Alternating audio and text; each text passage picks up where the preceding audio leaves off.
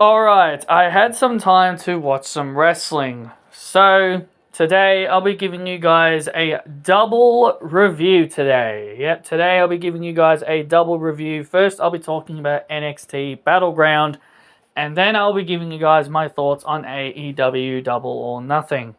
So, I hope you guys are ready, because this is going to be quite a bit of a longer video today, but I'm pretty sure you guys are ready for it. So let's get to it then. We'll talk about NXT first, since it's the shorter show, and and I can speed through this one pretty quickly. There wasn't a whole lot on here I really wanted to talk about, but I'll give you guys my thoughts on it as we go along. So the show kicked off with Sol Ruca defending the women's North American title against Kalani Jordan. The matchup was actually really good. I think Kalani Jordan is kind of growing on me a little bit. She's got some really good talent. I wasn't really interested in her at first, but NXT seems to be all about athletic wrestlers that don't seem to have characters. They're all just great wrestlers, basically. Sol Ruca, we always know Sol Ruca is a phenomenal wrestler. She's really damn good, but it takes more than just being a good wrestler to get over, in my opinion. And I think both Kalani and Sol need more than just being good wrestlers to get over. But hey, we're in a different land where apparently characters and gimmicks aren't really that major a focus. It's more about the wrestling. But WWE is supposed to be about the entertainment, not about the wrestling. But Sol Ruca retained her title. She did like a 450, like a reverse 450 into like a cutter, like a new version of a soul snatcher. Like this woman just knows how to do a soul snatcher from different kinds of variants. And I know Randy Orton's RKO is a very popular move, but seeing Cody Rhodes perform like a Cody Cutter and Sol Ruca kind of doing like her own version of it, I really do not want the move to really be overused. I just do not want the move to be overused. Like, I know a cutter from out of nowhere is really cool, but I just do not want it to be overused. You know what I mean? So Sol Ruca retained here against Kalani Jordan in a pretty good matchup here. Hank and Tank teamed with Josh Briggs. They are the NXT Tag Team Champions. Don't know why they were not defending their titles, but fair, I guess. They took on The Calling, Brooks Jensen, Nico Vance, and Sean Spears alongside Izzy Dame. I didn't really care for this. This was a match this is what I would call a piss break match. So this was not really all that entertaining, not really all that exciting, but the babyfaces would ultimately win this one. Chandler Stacks Lorenzo taking on Tony D'Angelo. So finally, it seemed like they finally broke up the D'Angelo family. Stacks turned his back on Tony D at Stand and Deliver. Even though I didn't review that show, I did see what happened, and I also got told what happened. So there's that as well. I don't remember if I did one or not. I probably didn't. But anyway, this match was given 15 minutes. I kind of don't really agree with this match given a lot of time, but I guess they needed something to pan out the time, I guess. So Stacks ultimately wins. It's his first match as a heel now, so I guess that makes sense. There has been talk of Tony D'Angelo getting called up to the main roster, so maybe this was his send-off. I generally don't know. Stephanie Vakir takes on Jordan Grace for the NXT Women's Championship.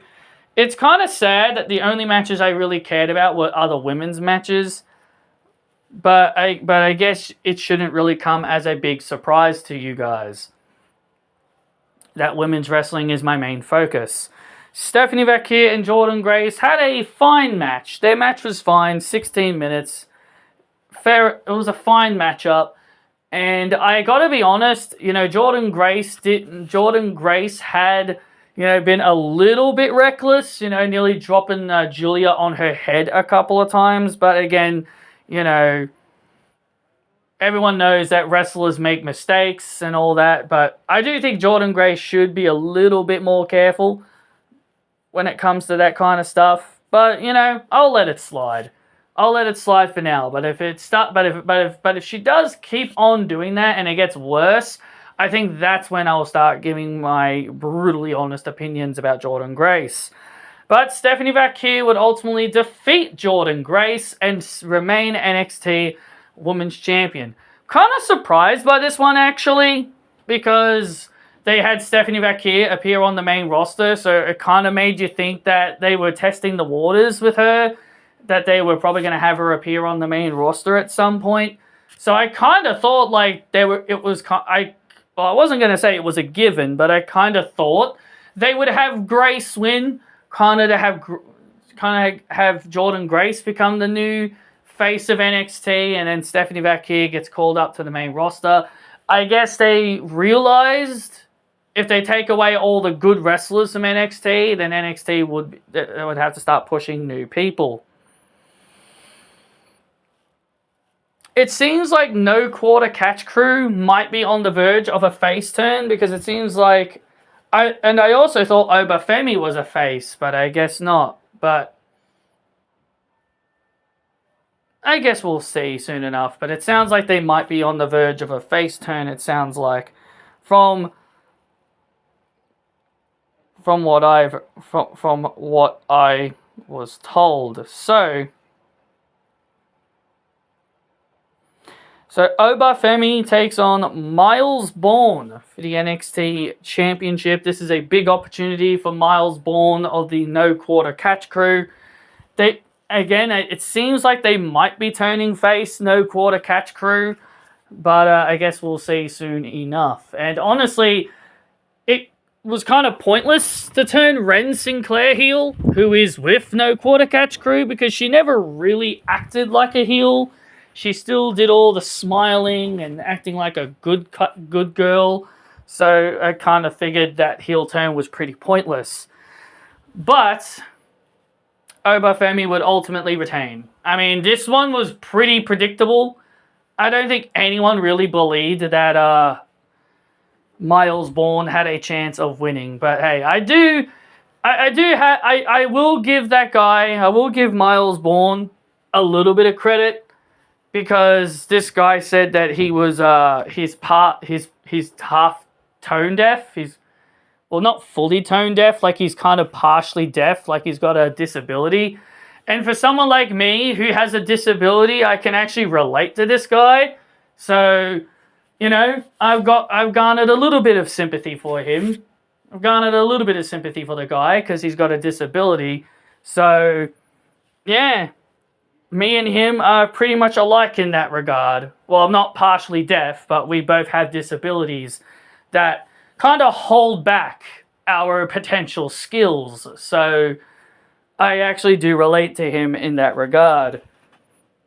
Main event, Joe Hendry defends the TNA World title against Trick Williams. Now, the moment that this match was made the main event, I think it was kind of a giveaway what was going to happen here. And yes, I do have a lot to say about this, and I'm pretty sure a lot of people are not going to be happy with what I'm going to be saying about this. I am not a fan of this result. I am not a fan of it. I think this is stupid.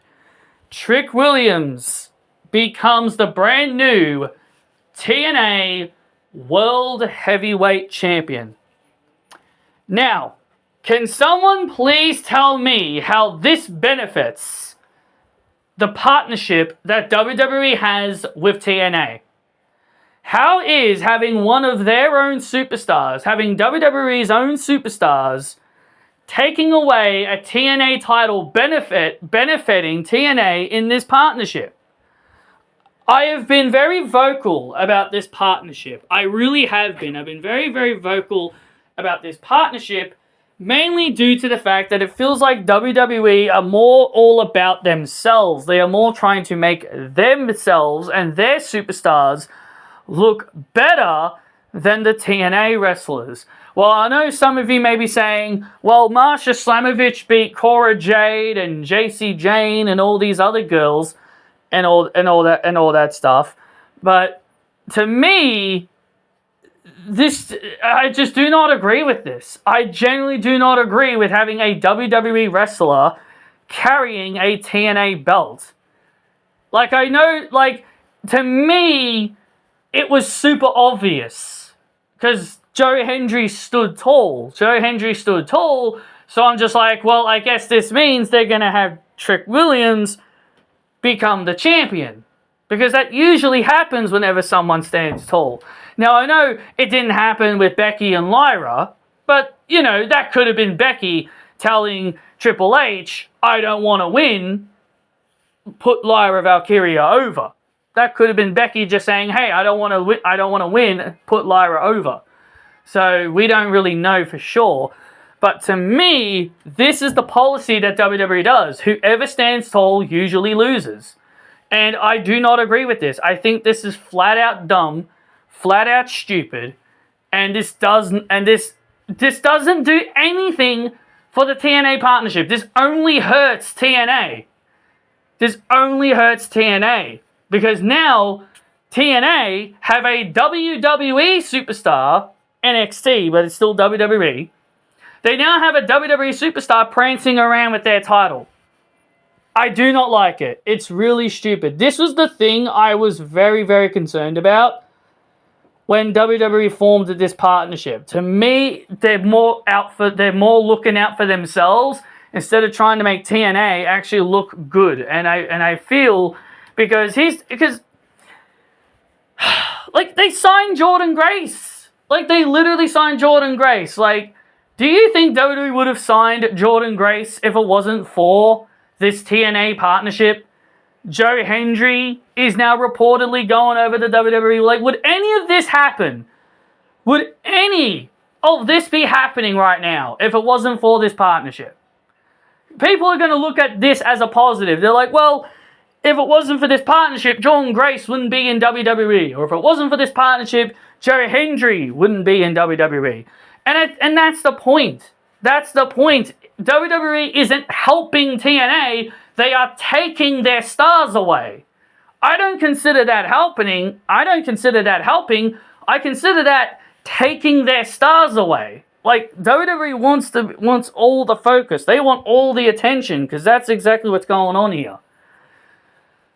Disagree with me if you want, but personally, this TNA WWE partnership is not working. It is failing in my book.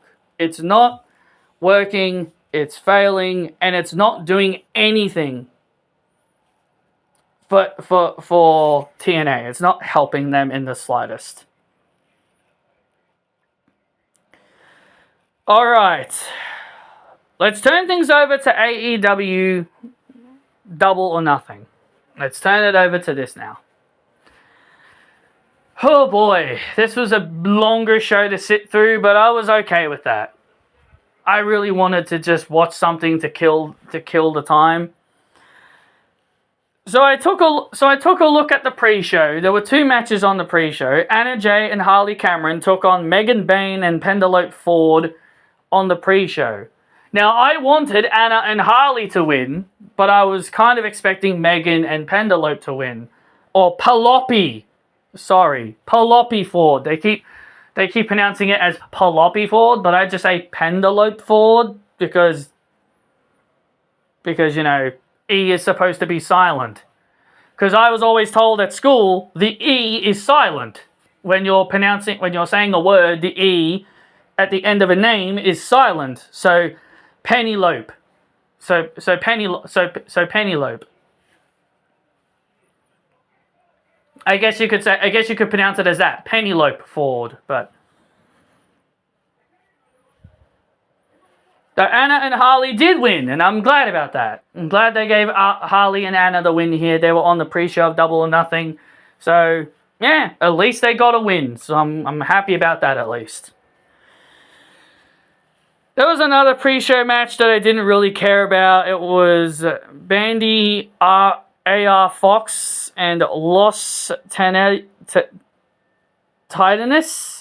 Del Aire, Hologram, and Commander defeating the RPG Vice of Rocky Romero, I think that's how you say it, and Trent Beretta, and Action Andretti, and Leo Rush.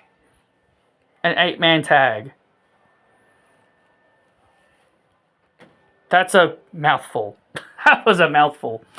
Anyway, main show. Women's Owen Hart Cup Tournament Finals kicks off. Winner earns a shot at the AEW Women's World Championship at All In.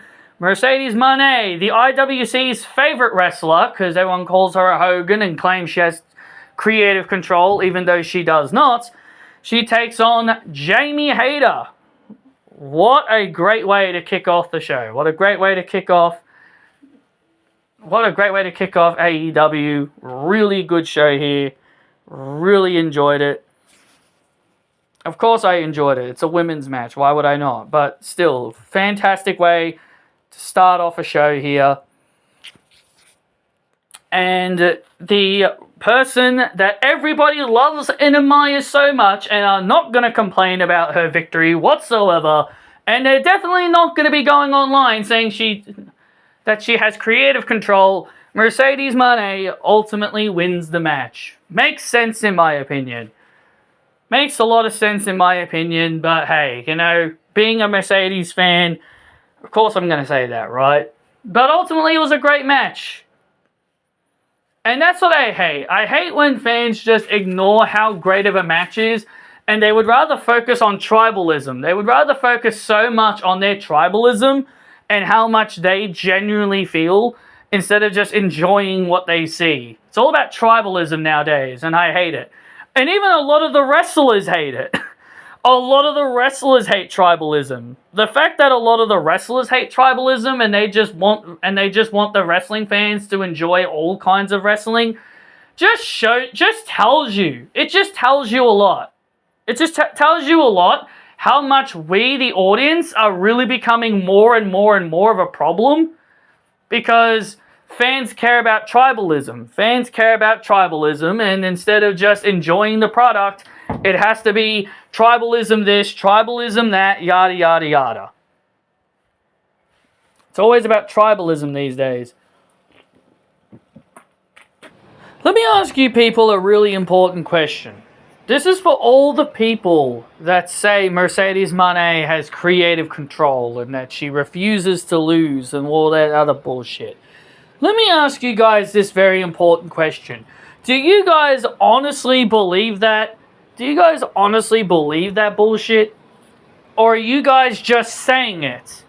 Because in my honest opinion, and this is just me giving my brutally honest opinion to all the people that says that Mercedes has creative control and she refuses to lose.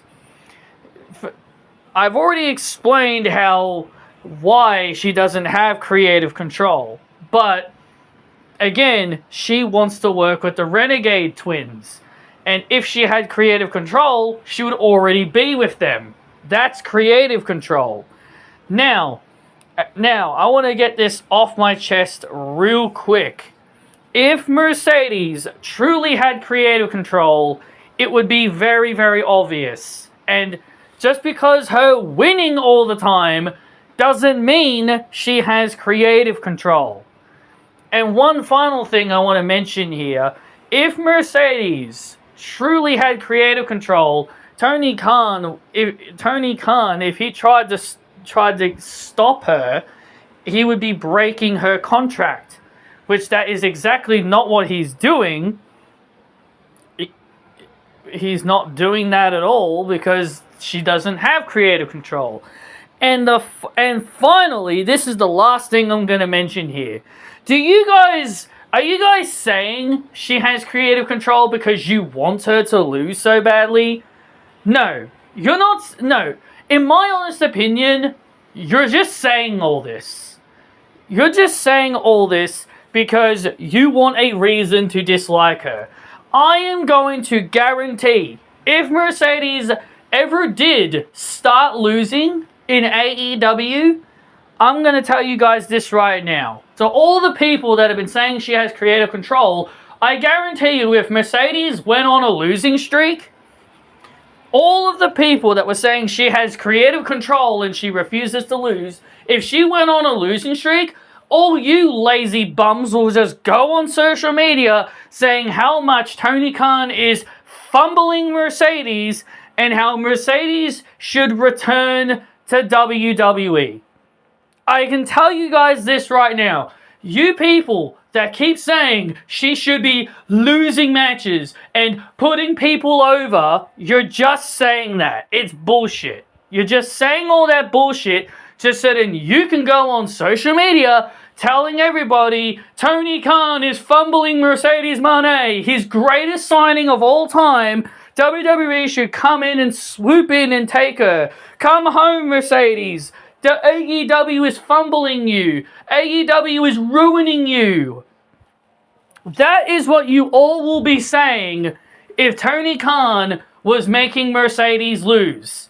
So all the people that continue to whine and cry about how she always wins and how she has creative control, you will all be saying she should come home to WWE and that Tony fumbled her if she was losing. And don't you dare tell me that I am wrong. Did a drink there, needed to stop for a few minutes. So, Mercedes won. She'll be meeting Toni Storm at All In. Depends if she beats Mina Shirakawa. FTR. Cash Wheeler and Dax Harwood take on Daniel Garcia and Nigel McGuinness. Honestly, I didn't really care for this. Like, don't get me wrong, I love me some FTR. I like the revival, FTR. But, I don't know. I just didn't, I guess I just wasn't really invested in the storyline here.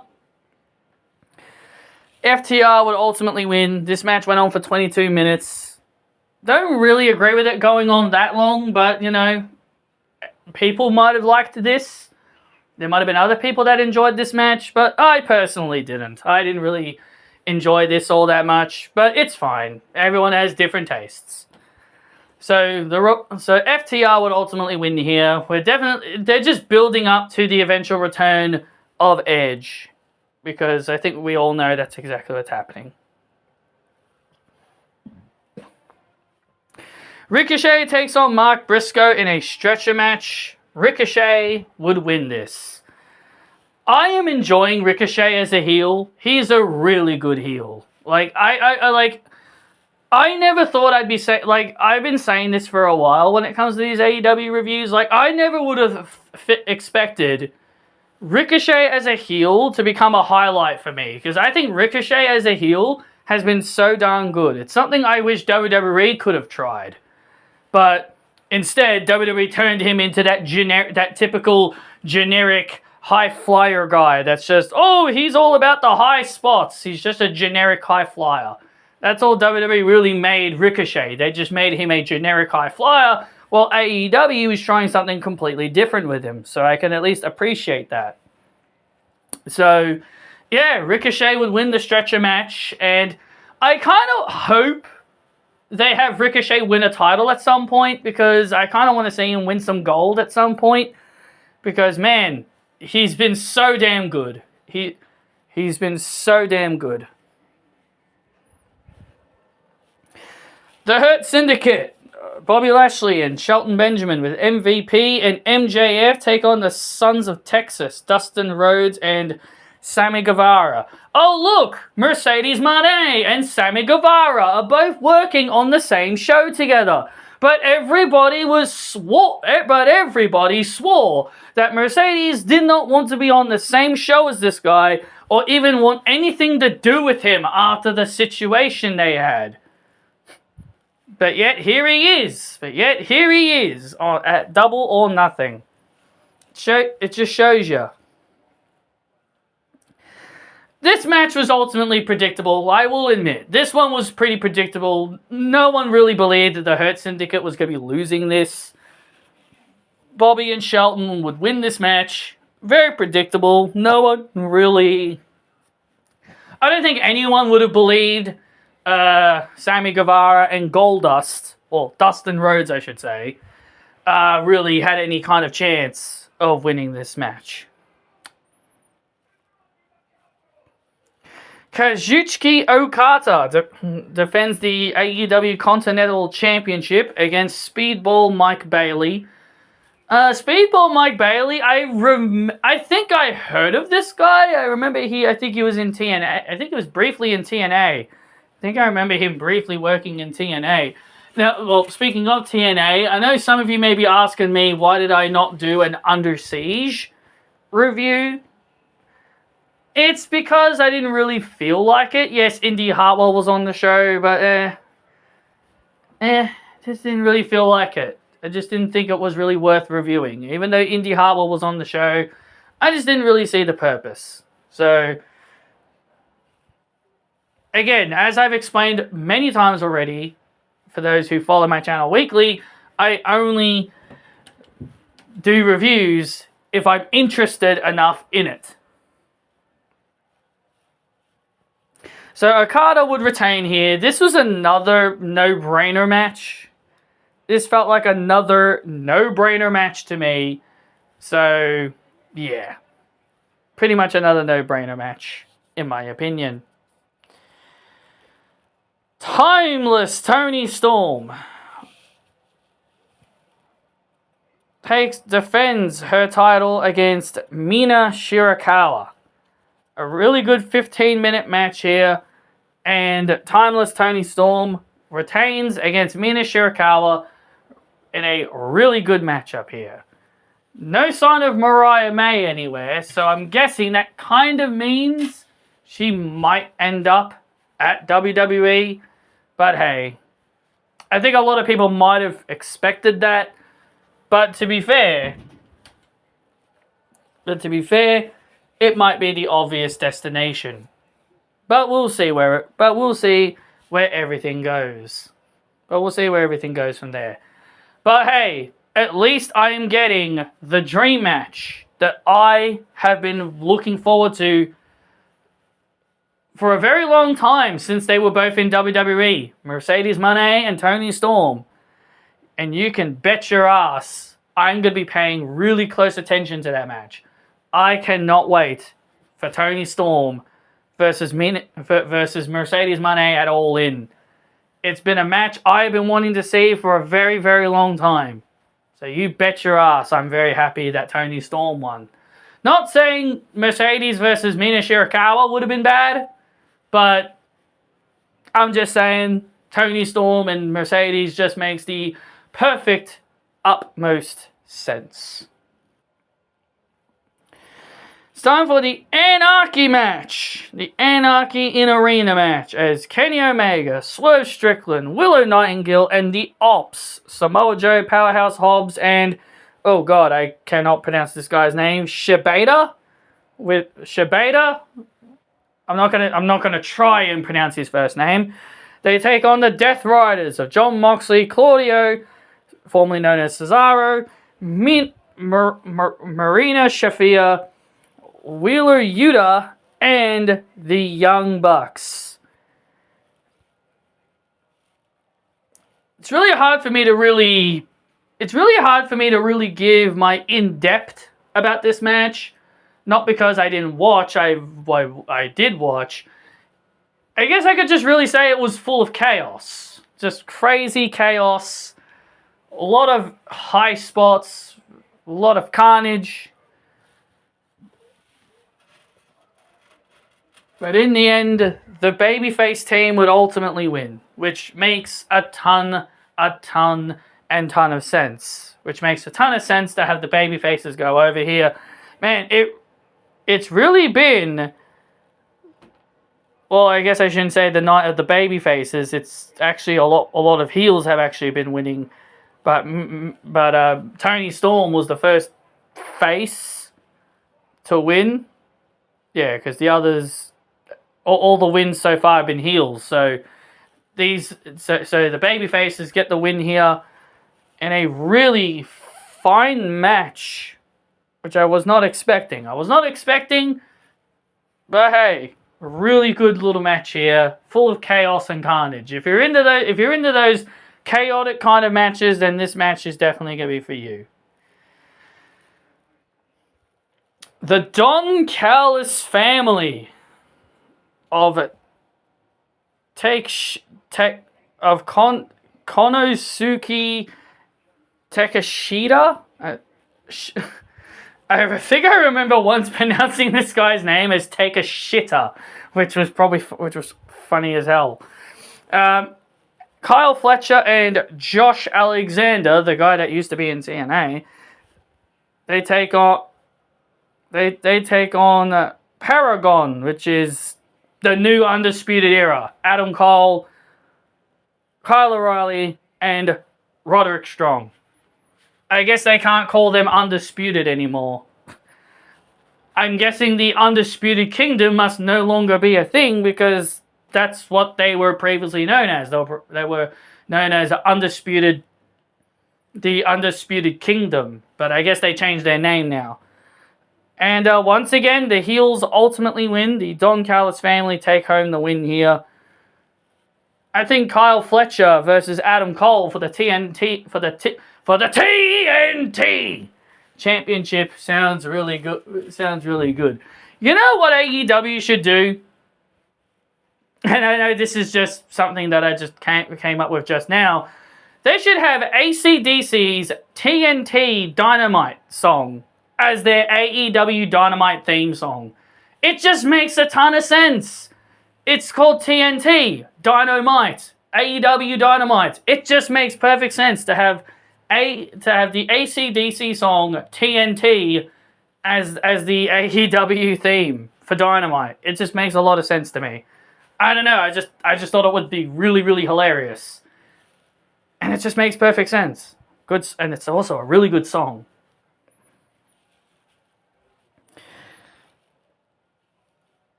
Main event time. Hangman Page and Will Ospreay. Men's finals for the Owen Hart tournament. Winner gets a shot at the AEW World Championship. So winner meets Jon Moxley at All In. This match was very, very good. 36 minutes of action. And the win ultimately goes to Hangman Page. Now here's the thing. I said in my review that really any one of these guys could win. And I also said whichever one of these guys win should be the one to take down Jon Moxley. And I think that's what should happen. I've said it before and I'll say it again. Just because Darby Allin climbed a silly mountain does not mean he should become the champion. Because for some weird reason, I don't know why people think Darby should win the title just because he climbed the top of Mount Everest. Which to me just doesn't make any sense at all. But I definitely think Hangman Page should definitely be the one to take down Jon Moxley at All In. But that's just my opinion. I'll be looking forward to hearing yours. So that is really all I've got for these reviews, guys. This double review. I hope you guys enjoyed. Be sure to hit that like button and subscribe. And I will see you all next time.